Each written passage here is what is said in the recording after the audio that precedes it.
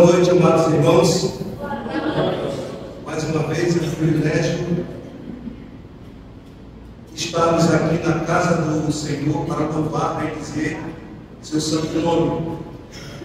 E nós almejamos a pátria celestial, praticarmos uma vez para sempre o nosso Senhor Jesus Cristo. Nós vamos orar em seguida e faremos o hino de número 323 do cantor cristão com o título Castelo Forte.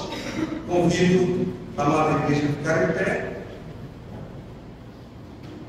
Senhor, nosso Deus, nosso Pai, graças te damos porque o Senhor é Deus, ilumina todo este culto, usa o mensageiro da tua palavra como instrumento e fica conosco agora e por todo sempre. Em nome de Jesus, amém. Amém.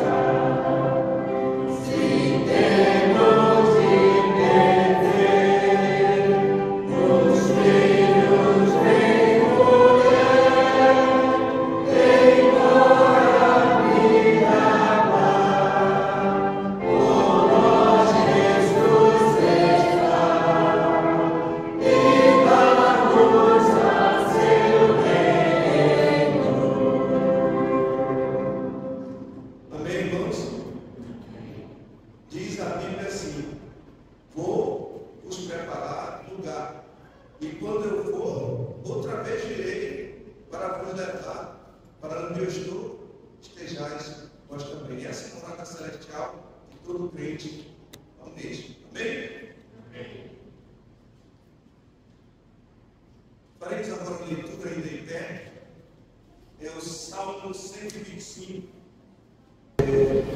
Salmo 125, o título é Fé Inabalável. Salmo 125 é assim: os que confiam no Senhor são como o monte de Sião que não se abala, firme para sempre. Como em redor de Jerusalém estão os montes, assim o Senhor em derredor do seu povo, desde agora e para sempre. O cetro dos ímpios não permanecerá sobre a sorte dos justos, para que o justo não estenda a mão à iniquidade. Faz o bem, Senhor, aos bons e retos de coração. Quanto aos que se desviam para sendas tortuosas, levá-lo-ás o Senhor juntamente com os malfeitores. Paz sobre Israel. Amém? Amém. Vamos orar para o irmão Francisco Paes. Aquele santo. Novo hino é o 301, Cântico da Cruz. Diz assim: foi Jesus que abriu o caminho para o céu.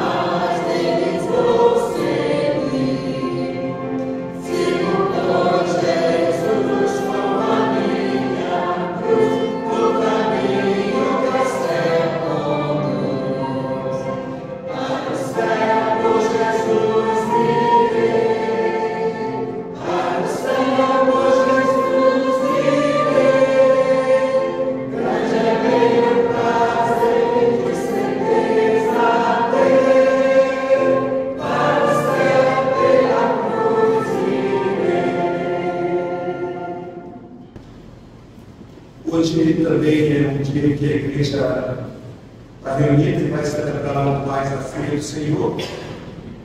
E os irmãos estão vendo que os hinos eles apontam para a cruz de Cristo. E o único meio de alcançar a salvação é através da aceitação do sacrifício vicário de Jesus na cruz do Calvário.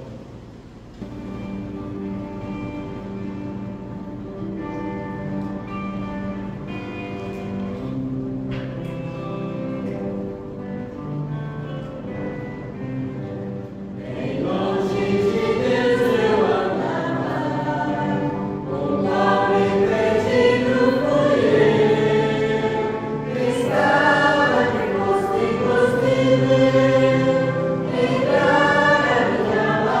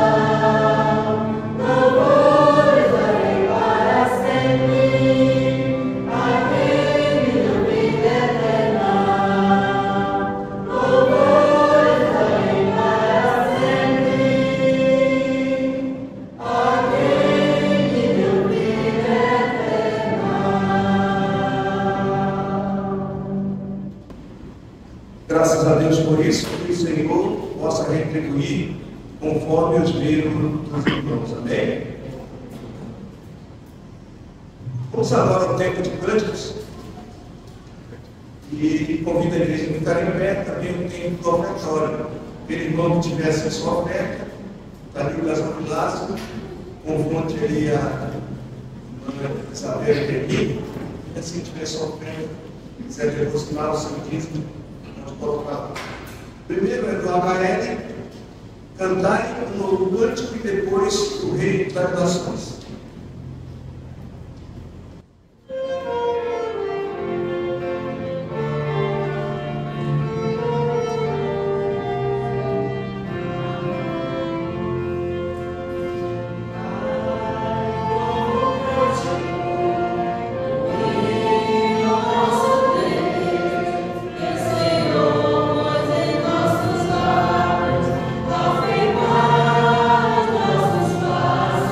Thank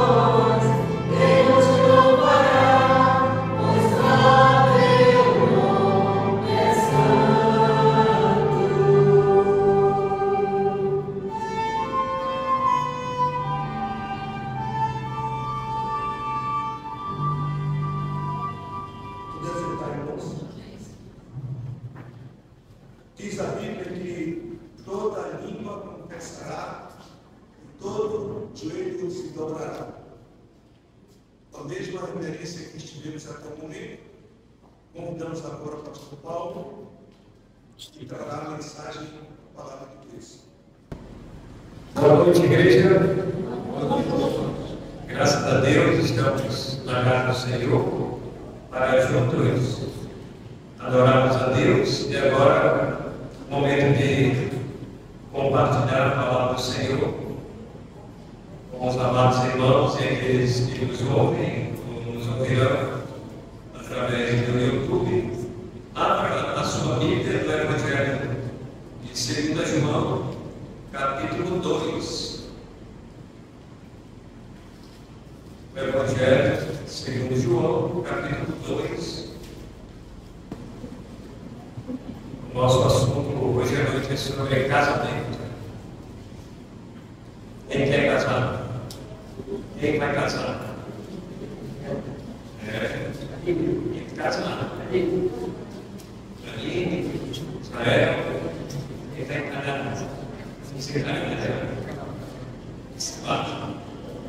Então, João capítulo 2, de 1 a 12, diz assim a palavra de Deus: 3 dias depois, houve um casamento em Caná da Galileia.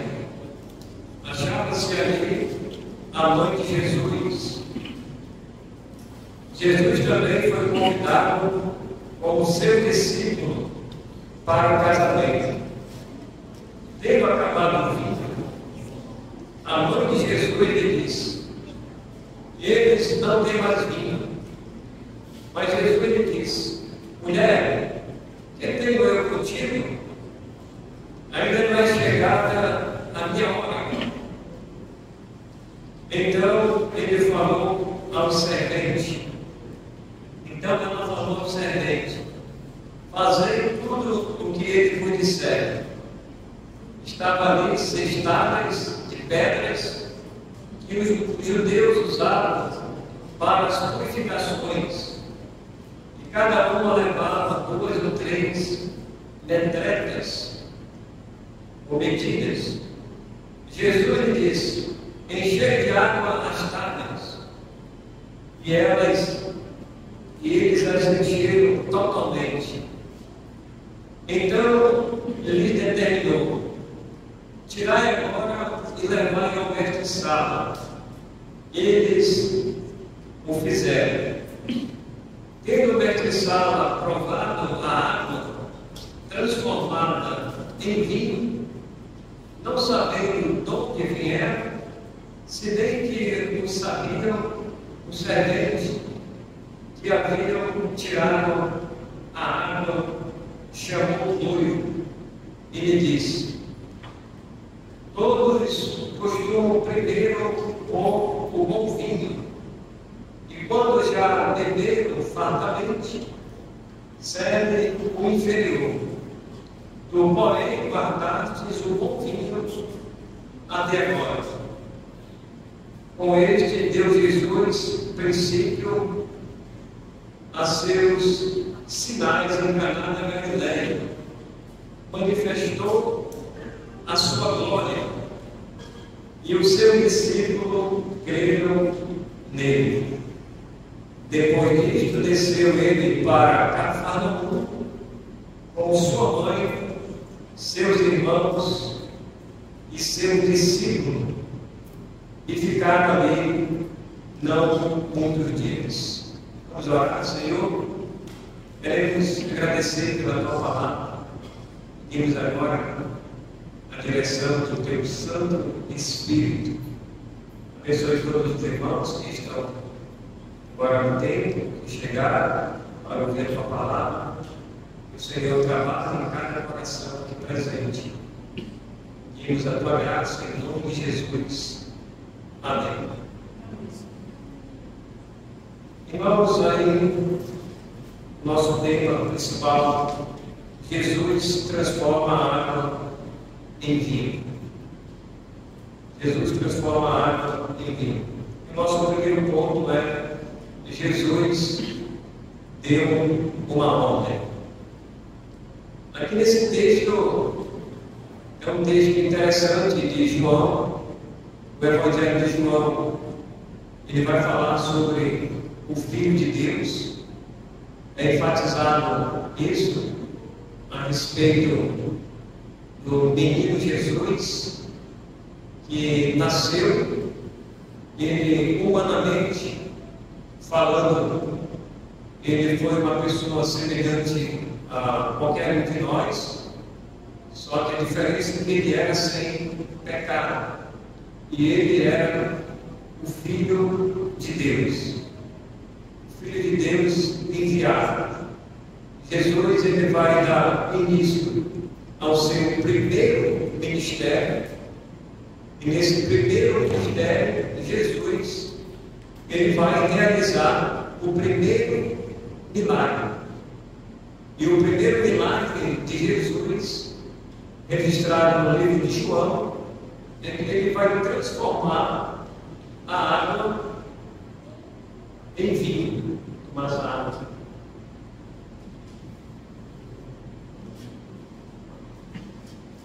Você percebe que a água, ela não tem gosto, ela não tem cheiro e ela não tem cor.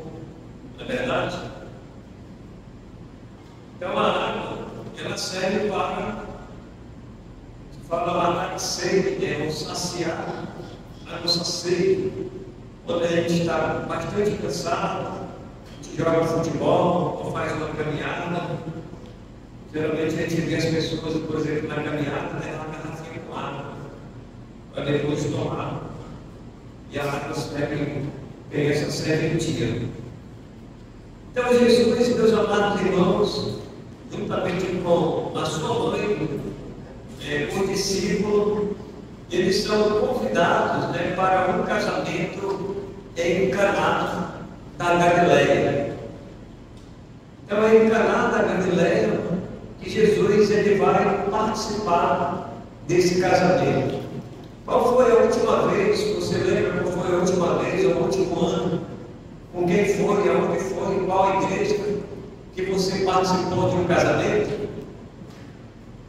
É tudo muito novo, né? Ou novo para nós, quando vamos participar de um casamento. Geralmente, a expectativa maior se volta para a noiva, que estará adentrando o tempo, ou com a sua mãe, ou muitas vezes com o pai, ou com um parente muito próximo, aonde o noivo ele já está no tempo esperando a noiva. Nós sabemos, irmãos, que vai acontecer um casamento entre a igreja e Cristo. Esse casamento, ele ainda vai acontecer. Ele ainda não aconteceu. E esse casamento aqui que aconteceu, nós podemos observar as suas particularidades. Primeiro, é que Jesus, a sua mãe e o discípulo, eles foram convidados para esse casamento. E quando eles chegaram nesse casamento, houve uma necessidade, porque o vinho ele tinha acabado. É bem provável que os convidados foram muitos, né? E o vinho ele não foi o suficiente. E as pessoas não, talvez algumas não tinham ainda tomado esse vinho. E era costume naquela época, irmãos, servirem o vinho. E as pessoas tomavam. O texto não diz que Jesus ele tomou o vinho. E o texto também não diz que o vinho ele era fermentado. E eu creio que o vinho que Jesus transformou da água para o vinho era o vinho da videira, era o vinho não alcoólico, era o vinho não fermentado. Os irmãos sabem que qualquer tipo de bebida sendo alcoólica, e a pessoa ela toma, o que vai acontecer? A pessoa não vai ficar, se tomar muito, né, ela vai ficar, muitas das vezes, com a sua consciência, vamos dizer, limitada, a sua consciência alterada, muitas das vezes. Você já viu pessoas, por exemplo, que bebem, aí quando chega em casa, a esposa está lá, estão os filhos pequenos ainda, aí o esposo não quer quebrar tudo, o camarada não fica valente, fica bravo, né? Valente. E tem uns que ficam valentes só com a mulher. E aí, quando é o homem, ele não enfrenta. Mas se é com a mulher dele, ele quer bater na mulher, ele quer bater nos filhos, ele quer quebrar a casa, né, os móveis, alguma coisa assim. A pessoa fica valente quando bebe. E eu já conheci muitas pessoas assim. Então, meus amados, Jesus, ele vai participar desse casamento. Ele vai transformar essa água em vinho, que eu creio eu, que não foi o vinho fermentado ou qualquer outro tipo de bebida, já que na própria palavra de Deus, a própria palavra de Deus condena, né, os beberrões, aquelas pessoas que a Bíblia diz que eles não entrarão no céu. Eles não entrarão no céu. Essas pessoas que bebem qualquer tipo de bebida, seja o vinho, a cachaça, a cerveja, essas pessoas elas precisam se converter. E geralmente no casamento, hoje, principalmente de pessoas descrentes, se serve esse tipo de bebida. E as pessoas se embriagam e fazem o que bem tem, e fazem o que bem querem, e muitas das vezes o resultado, em alguns casos, é até negativo, né? Já vi casamento que acabou em morte. Aquilo que era para ser um momento de alegria foi um momento de tristeza, para as famílias. Infelizmente, o resultado foi morte. Por quê? Por causa da embriaguez. Que a bebida faz com que o homem ele perde muitas das vezes o sentido, ele fica inconsciente, né? E muitas das vezes ele até não lembra no dia seguinte daquilo que ele fez. Talvez você já ouviu, né? De relatos de pessoas: olha, tu se lembra do que tu fez naquele dia? Você diz: não lembro não. Não lembro porque estava a sua mente, irmãos, realmente alterada, né? Sua consciência. E às vezes a pessoa faz o que alguns realmente não lembram. E outros eles devem, mas eles lembram. Isso depende de pessoa para pessoa. E às vezes a pessoa faz coisas que a cabeça, a mente fogem da realidade. E muitas das vezes ele tem trazido realmente morte, consequências assim desafiosas para aqueles que fazem uso. Então Jesus, meus amados irmãos, ele vai participar desse casamento. Lembre-se que um dia a igreja ela vai participar de um casamento, é chamada de as bodas do Cordeiro. Nós vamos um dia estar com o Senhor participando de um casamento. Somente todos os salvos em Cristo Jesus é que irão participar desse casamento. A noiva é a igreja e o noivo é Cristo. E esse casamento um dia ainda vai acontecer. Nesse casamento aqui, houve uma necessidade. Se acabou o vinho e a mãe de Jesus foi falar com ele. Então diz o texto aí, no versículo 3: tendo acabado o vinho, a mãe de Jesus lhe disse: eles não têm mais vinho. Maria foi lá com Jesus e disse para ele: eles não têm mais vinho. Qual foi a resposta de Jesus? No versículo 4. Mas Jesus lhe disse: mulher, que tenho eu contigo? Ainda não é chegada a minha hora. Aqui nesse versículo, irmãos, Jesus ele está se reportando para o seu sacrifício que seria oferecido na cruz. Ainda não era chegada a sua hora, como ele diz aqui. Ainda não era chegado o dia em que Jesus ele iria derramar o seu sangue. E ele então faz essa referência à pergunta de Maria, né? Ao questionamento de Maria.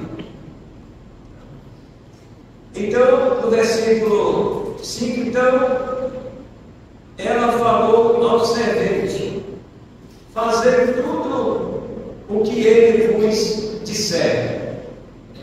Então, os serventes, para nós hoje, como se fosse o garçom, né? No nosso país. Naquele tempo era o servente, aqueles que serviam, eram os servos. E então ela disse isso para ele: olha, fazer tudo o que ele vos disser. Então a ordem de Jesus, eles obedeceram, né? Essa ordem também nós vamos ver. Estava ali cestários de pedras, os judeus usavam para as purificações, e cada um levava 2 ou 3 tretas ou medidas, né? Era uma certa quantidade de líquido, né? Que essas talhas elas levavam. E aí Jesus, no versículo 7, ele disse assim: Jesus lhe disse: enchei de água as talhas. E eles as encheram totalmente. Então aqui está a ordem de Jesus. E eles também obedeceram a ordem de Jesus. Então Jesus estava ensinando também a questão da obediência. Ele deu a ordem, encheram. E eles então encheram. Mas eles não queriam tomar vinho, eles não queriam tomar água, não é verdade? Eles queriam tomar vinho. Mas Jesus disse assim para eles: olha, enchei de água. E agora? Como é que eles iriam tomar o vinho? Humanamente, irmãos, falando, seria impossível, né? Aos olhos humanos. Mas para Deus, irmãos, não há nada impossível. Deus, Ele pode fazer tudo o que Ele bem quer, aonde Ele quer e da forma como Ele quer. O nosso Deus, meus amados irmãos, Ele é poderoso. E Ele sabe o que Ele iria fazer naquele exato momento. Jesus, em contrapartida, ele queria saber daquele servente de Maria qual seria a reação deles em face da sua ordem, dizendo para eles: olha, enchei essas talhas de água. E Jesus, meus amados irmãos, ele vai fazer este milagre, que é um dos primeiros milagres de Jesus, que é registrado no livro de João. Muito bem, então no versículo 8 diz assim: então lhes determinou: tirai agora e levai ao mestre-sala. Eles o fizeram. Depois que eles encheram aquelas talhas, Eles então separaram aquelas talhas e levaram para o mestre-sala. Quem era aqui o mestre-sala? Era alguém, irmãos, que experimentava o vinho, é a água.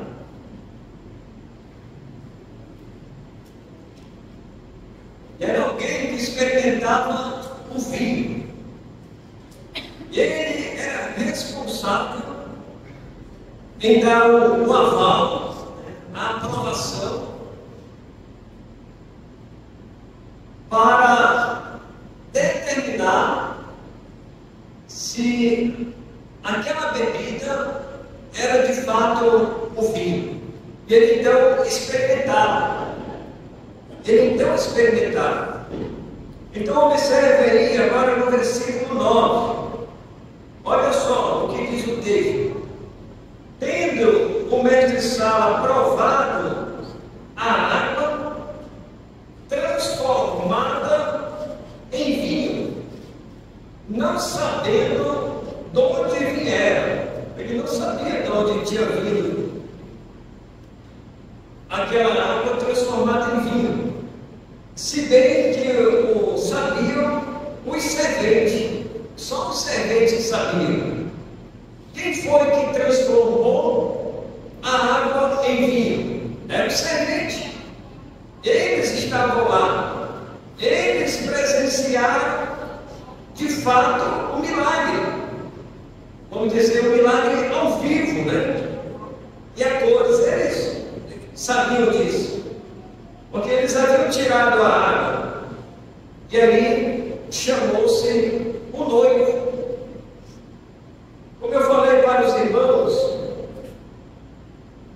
Jesus, ele sendo o Filho de Deus, o próprio Deus encarnado, ele sabia daquela necessidade. Jesus, ele supriu uma necessidade daquele casamento, supriu. E como foi que ele fez isso? Irmãos, ele fez isso de uma forma sobrenatural, de uma forma poderosa. Um milagre que as pessoas que ali estavam, elas ficaram impressionadas. Foi mais ou menos assim.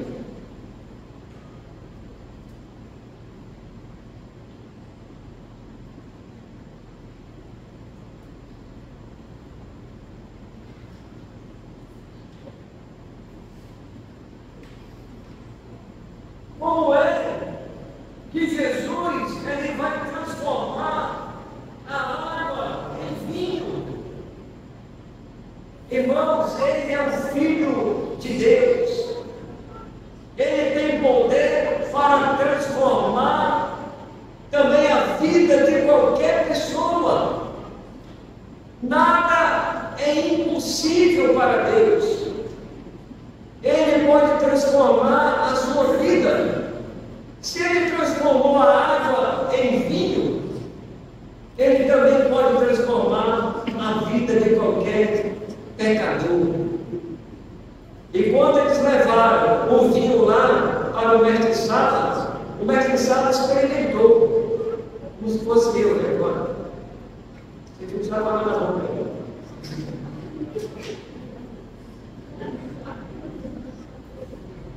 Então o mestre-sala experimentou e disse: esse é o melhor vinho. E geralmente eles servem o vinho primeiro para os convidados, e depois eles vão servir um outro tipo de vinho que ele é inferior ao primeiro. Mas o mestre-sala, quando ele provou, ele disse: esse vinho ele é muito melhor. Imagine, irmãos, a qualidade do vinho que Jesus transformou da água para o vinho era muito superior ao que ele já tinha experimentado antes. Então a ideia, irmãos, é que Jesus, quando ele faz o milagre, ele faz completamente, e ele faz perfeito. O mestre Sala, ele provou e aprovou o vinho que ele experimentou. Ele até elogiou: esse é o melhor vinho. Esse é o melhor vinho. Jesus deu uma ordem, Jesus ensinou a obediência, eles obedeceram, servente. E por último, meus amados irmãos, Jesus realizou o milagre. Você sabe qual é o maior milagre que Jesus pode fazer? Jesus ele fez muitos milagres. Esse foi o primeiro. Jesus fez 2, 3, 4. Jesus fez muitos milagres. Por exemplo, você lembra que Jesus ele supriu a necessidade de mais de 5.000 pessoas que estavam com fome? Não tinham peixe e não tinham pão suficiente. Jesus não vai fazer isso? Ele vai. Tinha uma quantidade lá muito pequena. Jesus disse: olha, senta todo mundo aí. As pessoas queriam comer. Fisicamente eles precisavam do pão. Jesus faz a multiplicação dos pães e dos peixes. Mas o maior milagre, irmãos, não é esse, transformar a água para o vinho. Não é a multiplicação dos peixes e dos pães. O maior milagre que Deus pode fazer na vida de uma pessoa, irmãos, é o milagre da salvação. Esse é o maior milagre que você pode receber na sua vida. Se Jesus ainda não transformou a sua vida, o seu coração de pedra em coração de carne, Ele pode fazer isso hoje. Você apenas tem que abrir a porta do seu coração, que é a sua mente, o seu entendimento, a sua vida, e entregar a sua vida ao Senhor. O seu sangue Ele já derramou lá na cruz do Calvário. Os seus pecados, eles já foram perdoados a partir do momento que você confessa a Cristo como seu Salvador. Jesus, então, meus amados, Ele faz esse milagre. De acordo com o versículo 11, com este deu Jesus princípio a seus sinais em Caná da Galileia, manifestou a sua glória e os seus discípulos creram nele. Depois disso, desceu para Cafarnaum com sua mãe, seus irmãos e seus discípulos, e ficaram ali muitos dias. Portanto, você que nos ouve ou nos ouvirá no YouTube, aqueles que estão aqui no templo, deixe Jesus fazer o maior milagre da sua vida, que é o milagre da salvação eterna. Senhor, queremos agradecer pela Tua palavra, queremos agradecer porque o Senhor tem poder para transformar a água em vinho. O Senhor tem o poder para transformar a vida do pecador ou da pecadora, seja a pessoa que for, a índole que for, seja o homem mais cruel ou maldoso na face da terra.